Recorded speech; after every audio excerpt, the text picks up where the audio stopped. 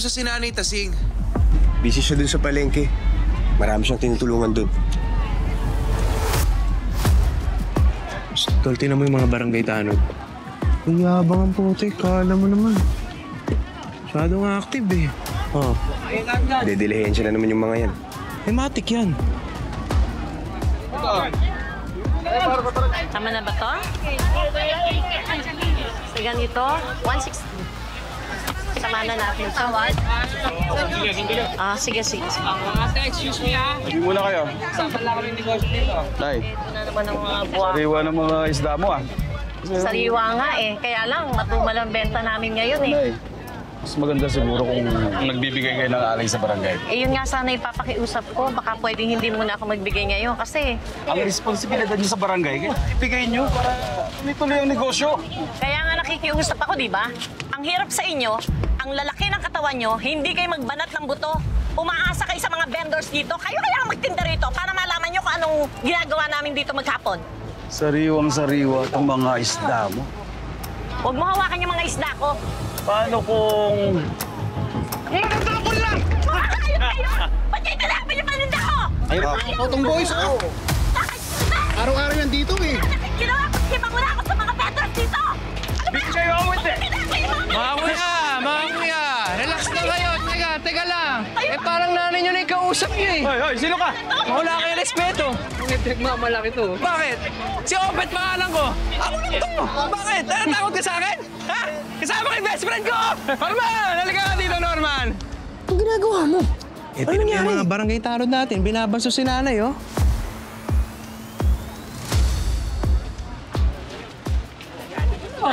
Nay, tabi po muna kayo ha. Pasensya na po, Nay. Lagot kayo ngayon. Tingnan natin yung tapang nyo. Ito po yung pinagmamalaki mo? Maliit! Manipis! Ano yung sinabi mo? Maliit. Manipis. O siguro tama ka. Pero, pag pinagsama-sama mo kaming lahat, kakapal din kami. Tama! Titibay! Tama! Ano ba inaantay natin? Hindi pa labutin! Oh, teka! Teka lang! Relax! Ha? Relax! Wait lang!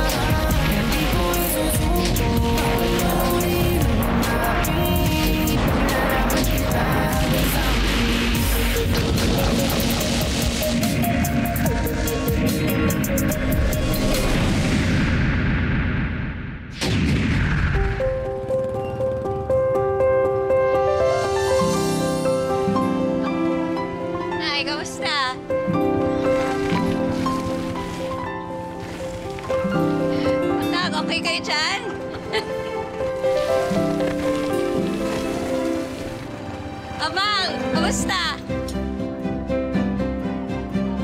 Uy, sandali, huwag mong kainin yan. Ako, makakasakit ka. Ay, nako. Ay, kung nagugutom ka, ito na lang. Kainan mo tong baon ko, ha? Sa susunod, tawagin mo si Arnold, yung caretaker natin dito. Arnold, lika. Alisin mo na yung mga basura, ha? Kasi hindi pwedeng magtagal yan dito. Makamulan pa ng sakit, ha? Balik mo yung bag ko, ha? O, enjoy ka. Sige.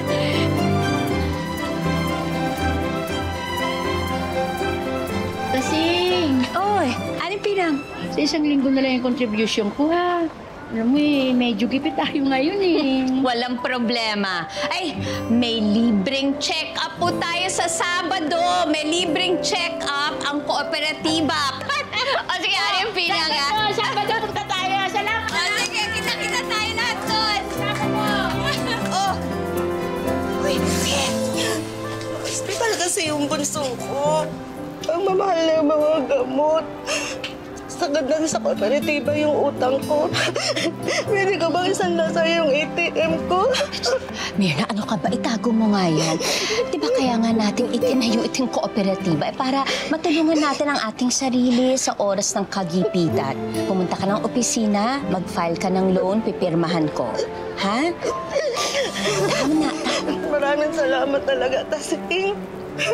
Paano na lang kami mga vendors? Paano na lang kami kung hindi mo na ipatayo itong palengking ito? Oh, tama na. Oh, sige na.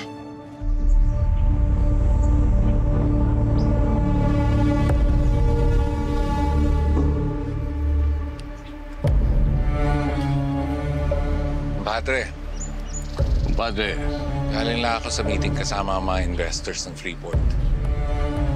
Tinatanong na nila kung ano ang status ng preparations natin. Mamadali na sila kasi kailangan na nilang linisin ng pera.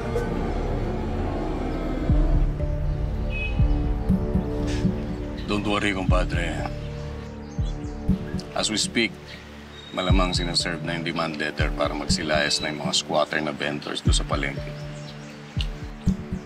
Alam mo, sila na lang naman at si Tasing ang sagabal doon.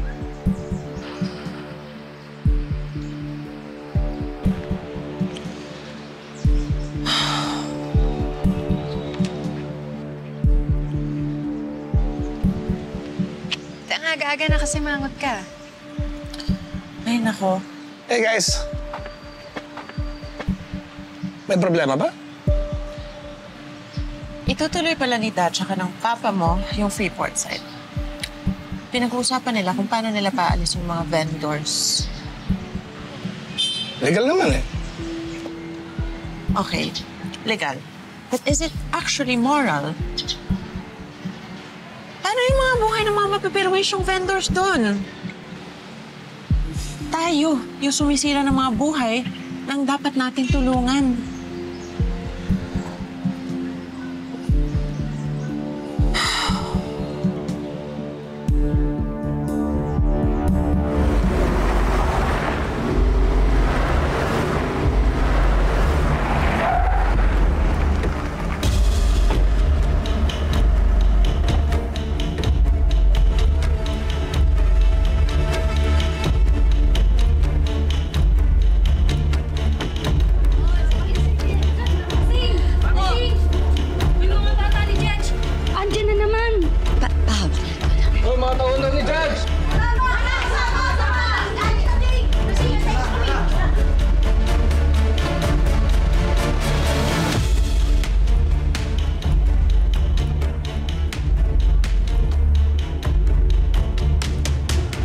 Aling Tasing! Aling Tasing de la Cruz. Magandang umaga po.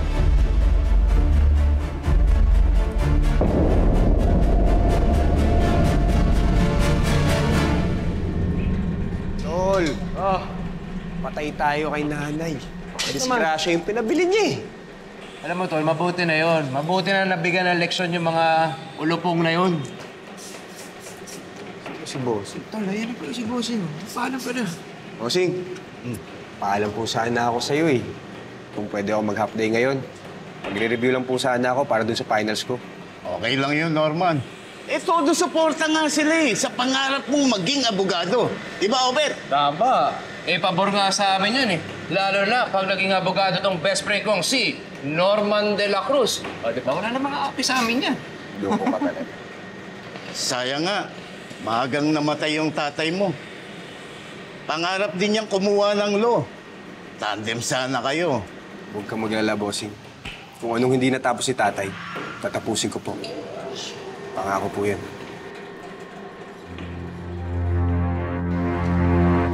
Anong kailangan niyo? Demand letter. Galing kay Judge. Diba sinabi ko na sa mga abogado niya, walang karapatan si Benito ang kinin ang lupang ito. Wow! Katapang Sana ganyan pa rin po kayo katapang. Kapag dumating na yung mga bulldozer dito, para gibayin ang palengke nyo, Hindi niyo kami kayang takutin.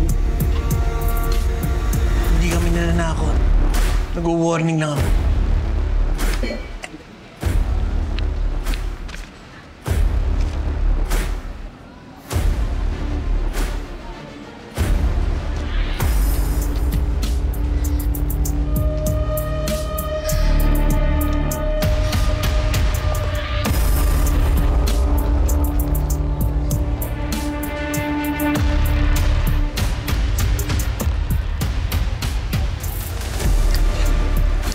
Hayop ka, Benito. Hayop ka.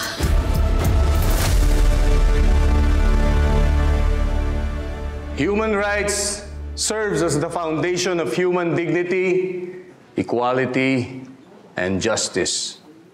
Nangangahulugan na sinisiguro ng ating konstitusyon ang pangangalaga sa karapatang pantao ng bawat mamamayan. Anuman ang estado nito sa buhay, kasarian, politikal na paniniwala at relihiyon. Kung gayon, ang tunay na hustisya ay ang pangangalaga sa karapatang pantao. At ang pangangalaga sa karapatang pantao, ang tunay na hustisya. Alam ko naiinip na kayo sa mga sinasabi ko, kaya't mabuti pa ang dumiretso na tayo sa ating Q&A. Sino ang gustong unang magtanong?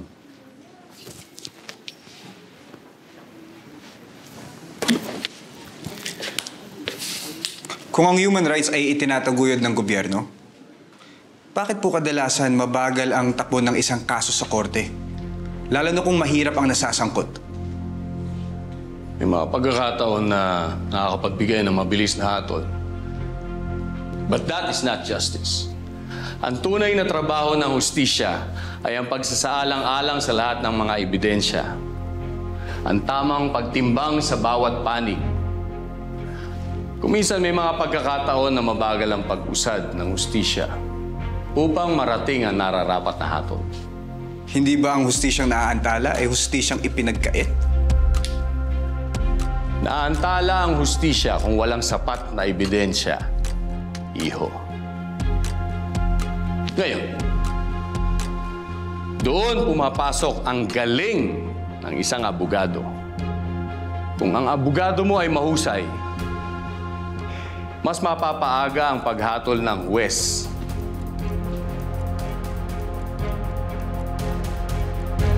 Ano po kayang sukatan ng isang mahusay na abogado para sa'yo, Judge? Well, expertise is a must. Malalim na pagkakaintindi sa batas. And of course, the bottom line is kailangan na ipanalo mo yung mga kaso ng mga kliyente mo. Ibig po bang sabihin, kaya mapawalang sala ng isang mahusay na abogado ang isang magnanakaw o mamamatay tao? Well, theoretically, yes. Well, in that case, Judge, mas pipiliin ko pong maging mabuti kaysa maging mahusay na abogado. Yung titindig at lalaban para sa katotohanan at sa hustisya. Very well said. Tama ka rin naman. But you know, a good lawyer will never stop. He will continue to seek the truth until justice is served.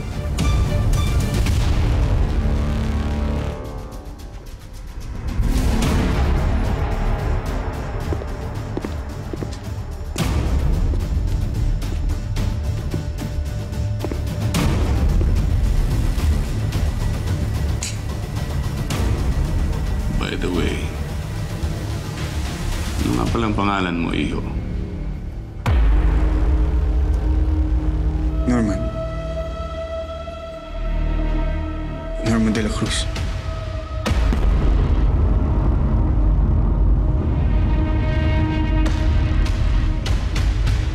De la Cruz.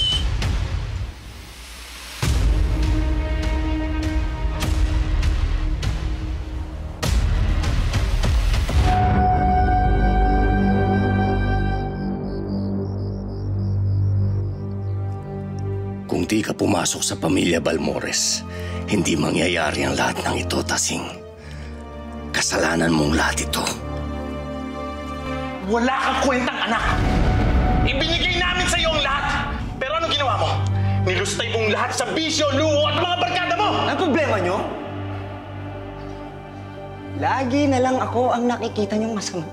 Mula nang inampun niyo yung babaeng yan! Hindi totoo yan! Dahil pareho namin kayo minahal ng lubos! Mas minahal mo ang hindi mo kadugo. Yon ang totoo! Dahil mas naging totoo siyang anak kaysa sa'yo! Nasaan ka? Na nagkasakit ang mama mo? Ito ang tanda mo, Pinito. Wala ka nang mamanahin mula sa akin. Dahil nilustay mo na lahat ang para sa'yo! At ano ang gagawin niyo? Ibibigay niyo sa kanya lahat? No.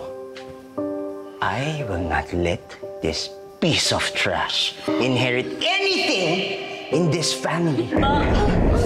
Kuya, tama na! Please, nakikiusap ako! Hayop ka! Nilason mo ang utak ni Mama at ni Papa! Wala kang kapuwang-puwang sa pamilyang to. Kaya lumayas ka na!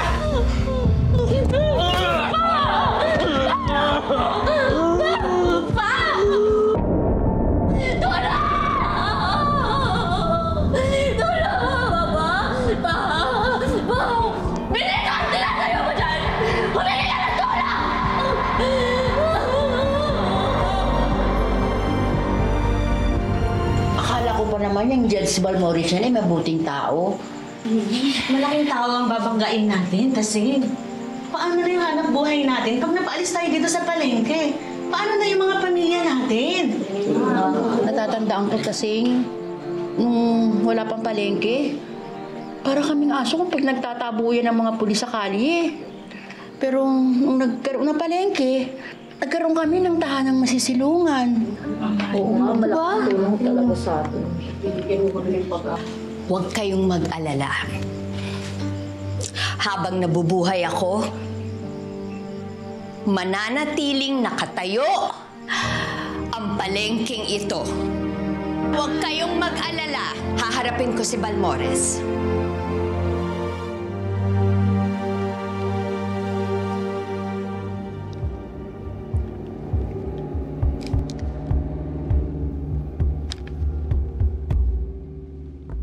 Judge, matapang yung Tasing. Ayaw magpatinag. Hindi kumuha sa saywar. Sabi sa akin, wala daw po ko yung karapatan sa lote niya sa palengke. Judge, hindi ko nahintayin yung mga vendor umalis. Papaanda ako ng mga bulldozer para pag-iba yung palengke.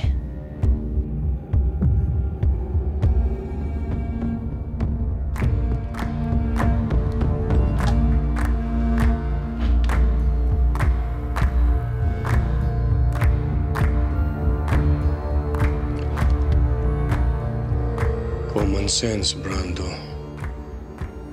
Kapag ginawa ko yan, ako ang magiging masama sa mata ng publiko. Pasensya na po, Judge. Babawiin ko pa rin yung lupa na yan. Pero sa malinis na paraan.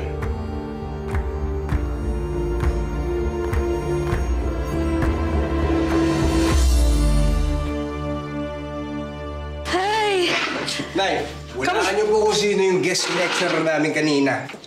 Sino? Yung hilaw yung kapatid. Si Benito? Mismo, Nay. Eh, di nakita mo kung gaano siya kagaling mambola. Naku, Nay. Habang nakikinig ako, pinipigilan ko yung galit ko. Kala mo kung sinong human rights advocate kung makasalita? Napaka-plastic talaga nun. O anak, tama yung ginawa mo. Alam mo naman kung gaano kabango yung pangalan ni Benito dito sa Rosario. Eh kung pinatulan mo yan, anak, naku, ikaw pa magmumukhang masama sa mga kaklase mo. Pero alam mo, Nay, para sa akin, ang pinakatamang kahulugan ng hustisya at karapatang pangtao ay yung tinuro mo. Ang pahalagahan ang buhay, una sa lahat. Natutuwa naman ako na hindi mo nakakalimutan ng mga bilin ko, na? Ikaw pa, Nay. Nay. Talaga bang desidido ka nang puntahan si Balmores? Kailangan, anak. Para sa katahimikan ng loob ng mga kasamahan ko.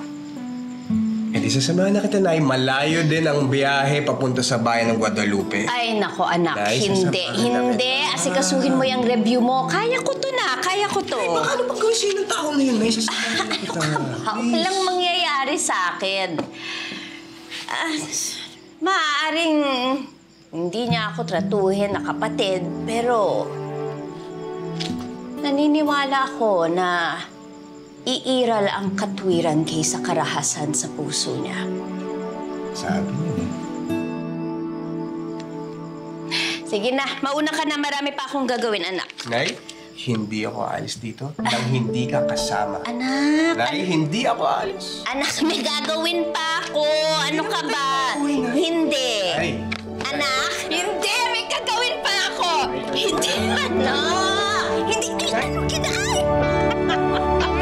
Ibaba mo ako. Hindi. Ibaba mo.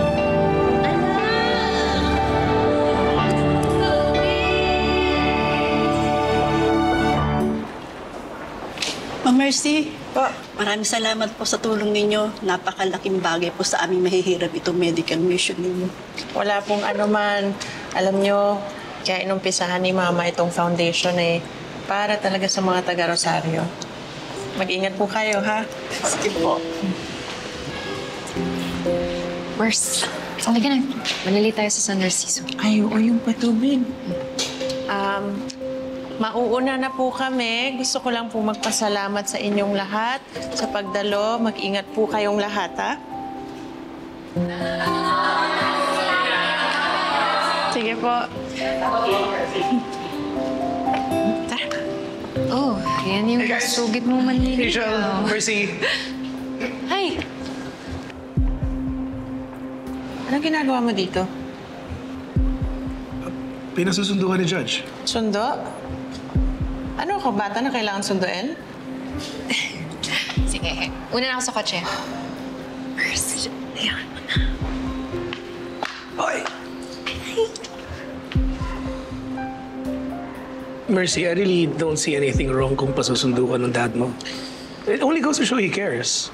Cares? My dad is not a caring man. He's a controlling father.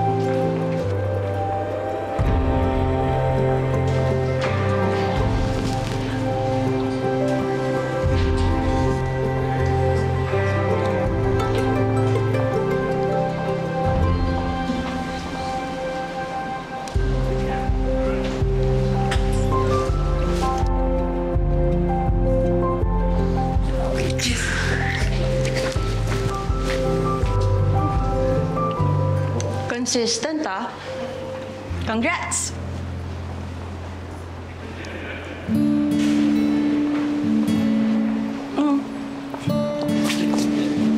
Salamat. At Jane nga pala. Masteral sa Giorno. Norman, right? Second year, taking up law. Ay, sorry. Joke stalker, oh. Baka matakot ka sa akin. Lagi ko lang talaga nakikita yung pangalan mo sa mga bulletin boards dito. Either meron kang award or part ka ng Dean's List. So, ayun, one day na-curious ako kung sino ba tong Norman de la Cruz na to, kaya inabangan kita. Sorry. Awkward. Hindi. Naaliw nga ako. Talaga? Oh.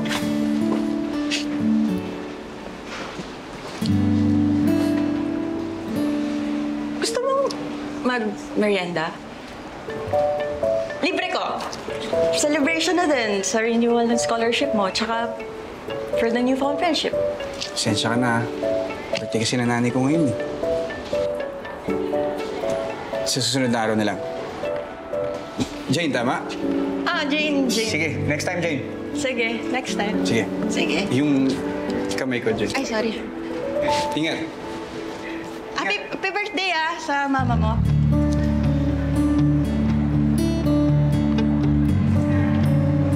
Hindi na matalino, mabait mo pala.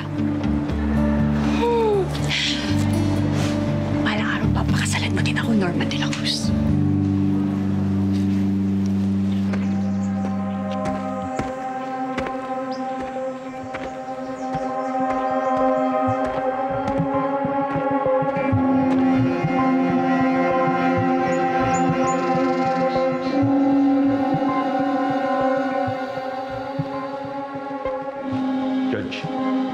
Excuse po. Yung tasin po nasa labas. Papasukin mo.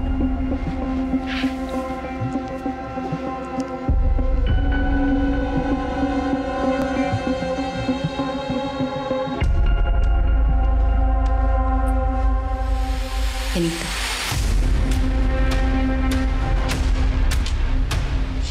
Sige.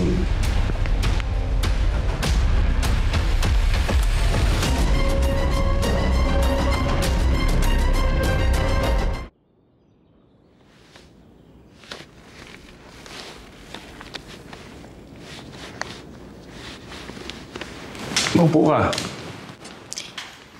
Hindi na. Hindi naman ako magtatagal. Alam mo, it's been 35 years. 35 years na rin nung huli tayo magkita. Ang laki ng pinagbago mo, Benito.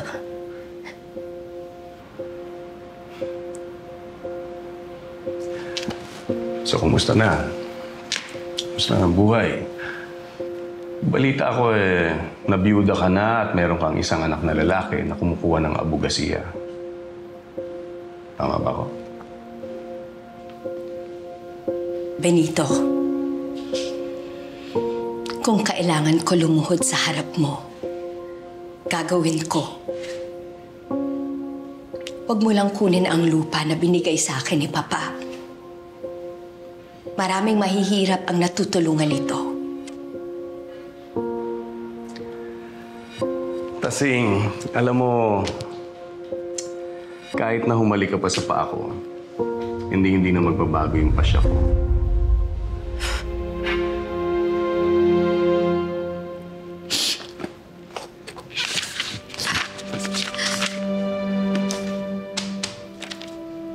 Yan ang katibayan na wala kang karapatan angkinin ang lupa na kinatatayuan ng palengke. Pirmado yan ni Papa at ng abogado ni Papa, si Attorney Bonifacio. Teka lang muna, Tasing. Pakinggan mo muna ako.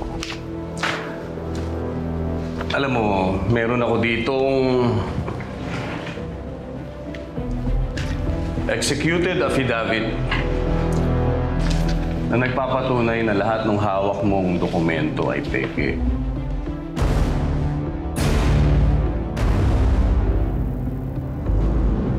At pirmado ito ni Atty. Bonifacio bago siya namatay. Namatay? O pinapatay mo?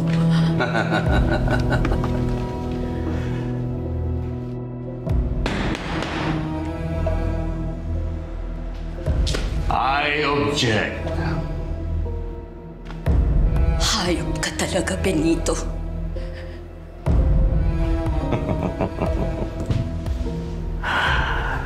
Alam mo, Tasing, kung ako sa'yo, bakit hindi mo nalang isurrender sa akin yung mga hawak mong dokumento?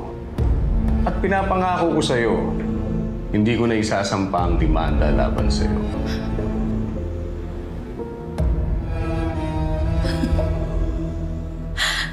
Oo, Benito, vendor lang kami. Pero hindi kami bobo. Paglalaban namin ang karapatan namin.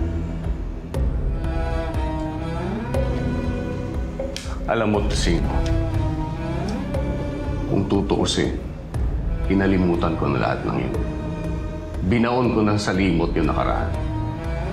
Kaya lang nung kinailangan ko yung lupa, na dapat ay akin, umalik yung sugat. Alam mo ba kung bakit ako nagsumikap na maging isang abogado? Maging isang huwes? Para mapatunayan ko sa mga magulang ko na nagkamali sila ng pinili. Huwag na tayo maglokohan, Benito. Hindi mo matanggap na ikaw ang dahilan kung bakit namatay si Papa. Kaya ka nagsikap maging abogado para pabanguhin ang pangalan mo, para pagtakpan ang totoong mong pagkatao. Na isa kang swail na anak, masamang damo at mamamatay tao!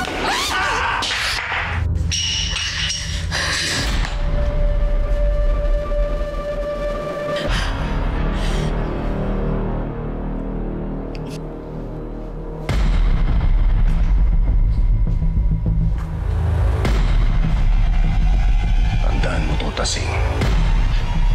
Babawiin ko ang lupang yon. Sisiguraduhin ko sa'yo, hampas lupa ka. Sikat ka, Benito. May reputasyon kang lahat ng kasong hawakan mo panalo. Pero sa pagkakataong ito, ipalalasak ko sa'yo ang kauna-unahan mong pagkatalo sa kamay ng isang hampas lupang katulad ko.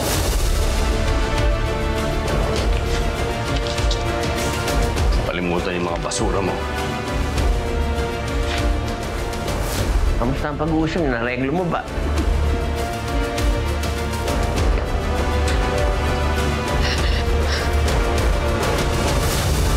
Lando! Judge.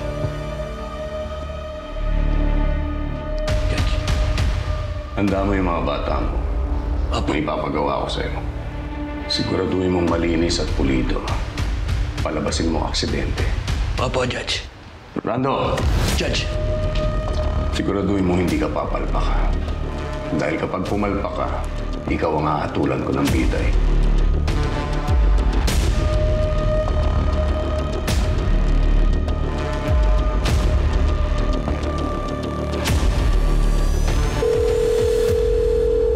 Hello, Toti. Ipapatrabaho ko siya. Happy birthday sa pinakadakilang naman, nanay sa balat ng paleng. Happy birthday, Nay. Oh, salamat, Nak. Love you, Nay. Make a wish. Love you, Nak.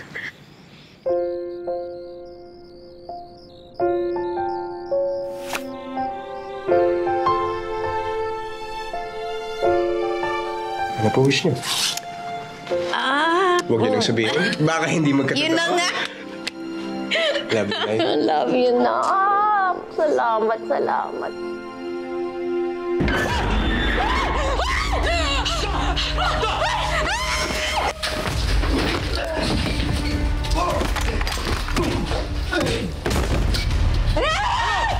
Kamusta na?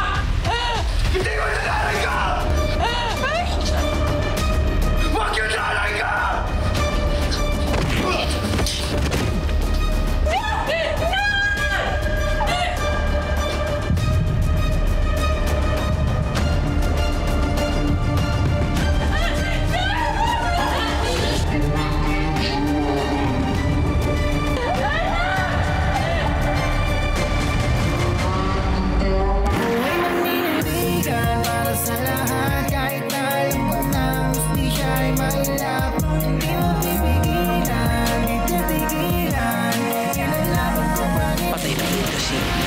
anak po.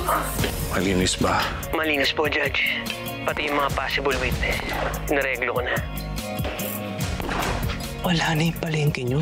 Alam nila, ikaw yung taong nasunog. Mas mabuti na alam nilang patay na ako. Lalo na si Balmores. Igaganti ko yung nanay ko. Tol, sama ako dyan. Patay kung patay. Dad, kailan ba yung pupuntahan natin? Dami mo naman yatang bodyguards dito.